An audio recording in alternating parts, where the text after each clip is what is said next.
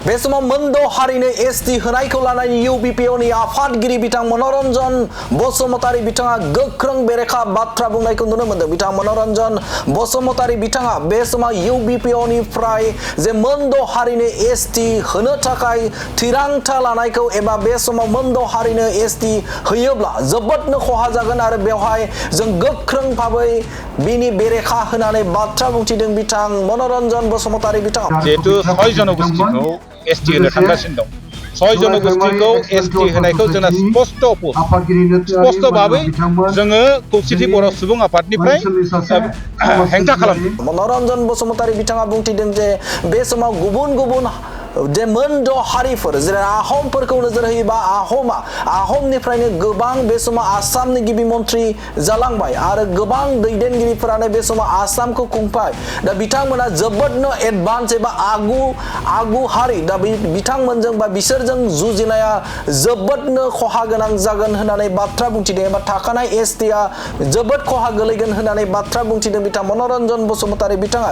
आरो बिथाङा बुंथिदों जे सिगांनि सानाव जे कोच राजबंशीनो जे 6 दाननि थाखाय एसटि होदोंमोन। बे 6 दाननि थाखाय एसटि होनायाव गोबां फरायसालिमाफोरनि जे फरायसालिफोरनि जे जाखिनि एसटि कोटा दं एबा 10% एसटि दङ एसटि कोटा दं बे कोटाफोराव बिथांमोनानो सीटखौ लाजोबदों होननानै बाथ्रा बुंथिदों बिथां मनरन बसुमतारी बिथाङा। आरो बे समाव मोनद' हारिनो जुदि एसटि जुदि गमामायनो होयोब्ला थाखानाय एसटिफोरा जोबोदनो जेंनायाव गोग्लैगोन खहायाव गोग्लैगोन आरो जायनि थाखाय बे समाव मिरु खौसेथि बर' आफाद एबा UBPनिफ्राय गोख्रों बेरेखा सोमावसारगोन होननानै बाथ्रा बुंथिदों बिथां UBPनि आफादगिरि बिथां मनरन बसुमतारी बिथाङा।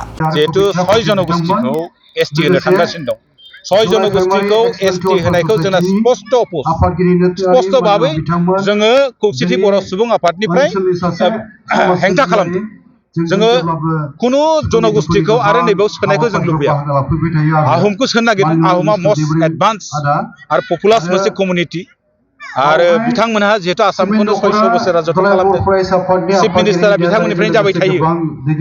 एसेबां एडभान्स कमिउनिटिया जुदि जायोब्ला जोंनि बेसेबां खहा जागोन आरो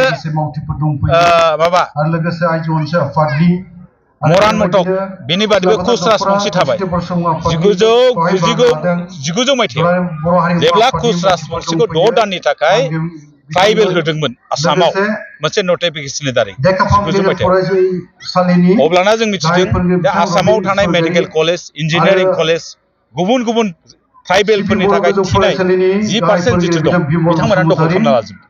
गतिके इसां एडभान्स आरो मस्ट पपुलास कमिउनिटिफ्रा जुदि बेयाव थाफैयोब्ला जोंनि थाखाय गोबां खहा जागोन होननानै जों बिथांमोनखौ बाजादों।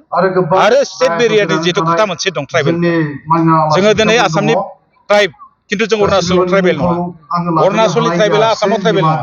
नागालेण्डनि ट्राइबेला आसामाव ट्राइबेल नङा। मोनसे स्टेट बेरियार दा साहा बागानिया 3 ट्राइब्स बिथांमोनखौ ट्राइबेल होनो नागिरदों।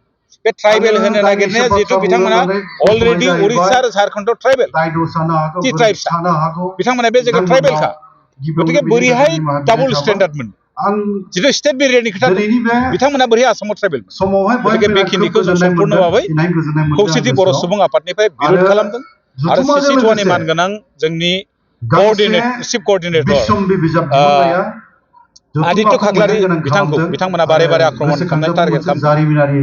जों बुंगोन गिनाङा जों दंफायो आरो 10 नभेम्बराव जितु सुबुं गौमा लादों सनापुरनि गेलेग्रा फोथाराव जों बेखौ खौसेथि बर' सुबुं आफादनि मोनफ्रोमबो जिल्लानिफ्राय बाहागो लानो थाखाय जोंनिफ्राय बेखौ खावलायनाय जादों। बे हाबाफारिखौ बिग्रायनाय हाबाफारिखौ जाफुंसारनो थाखाय जोंनिफ्राय नांगौ बादि हेफाजाबखौ होनाय जादों। आरो जिहेतु जोंबो CC2नि मोनसे मेम्बार